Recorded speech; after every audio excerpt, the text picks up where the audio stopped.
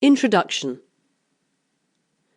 Anxiety is an unpleasant part of everyday life and can affect us in a myriad of ways. But the first thing to understand is that it is completely natural, and the power to overcome it lies within you. It is my hope that as you listen to this audiobook, you'll discover some tools and techniques that work for you. Whoever you are, and wherever you are on your journey right now, these techniques are simple to learn and easy to apply. We can do much to improve our personal well-being through our own self-care and awareness of what helps us to feel better. Not tomorrow, next week, next month, or next year, but at this very moment, right here, right now. Remember, you're an expert on yourself, and no one size fits all. When you think you've found a tool that works for you, it's important to repeat it on a regular basis, so that it becomes a familiar part of your day-to-day routine. Like a true best friend, it won't let you down in times of trouble. Bernice Johnson Reagan, musician, author, and social activist, states, "Life's challenges are not supposed to paralyze you. They're supposed to help you discover who you are." As the founder of analytical psychology, Carl Jung, put it, we cannot change anything unless we accept it. This is certainly the case with anxiety. Perhaps you've tried to ignore it up until now. It may surprise you to learn that the most important step is to accept your anxiety.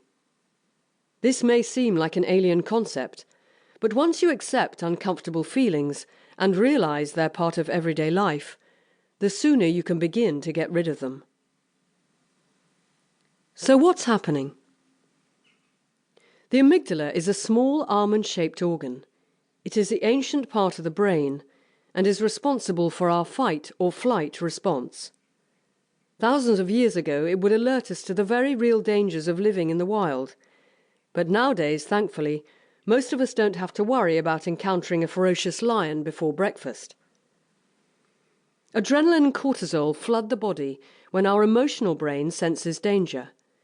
Our heart rate is increased, and oxygen is sent to our limbs to enable us to fight or fly. Believe it or not, the brain can't actually distinguish the difference between a real danger and an imagined danger, so it will react in the same way. That's why thinking of the things you fear leads to unease and discomfort, because your brain is telling you to take action. The amygdala alerts us to the fact that we need to do something to be safe, and therefore serves a very useful purpose when we're in real danger. Think of it as your internal warning system. Anxiety is not something we have, it's something we do. It's an emotional response to a situation that's experienced as threatening. Dr. Patrick Partington, senior lecturer and research fellow in health psychology at Southampton University, states, "When you are anxious, the thoughts you have are the product of a brain that has changed to accommodate anxiety. So if you think of something specific that causes you anxiety, and you really give it some attention, you may get a familiar sensation in your body. For example, you might feel a tightness across your chest or a knot in your stomach. The same old images and thoughts might re-emerge. This is because you're defaulting to the well-trodden pathways that have become embedded in your subconscious mind. The great news is that you can rewire your brain to feel differently. Yes, our brain can actually rewire itself.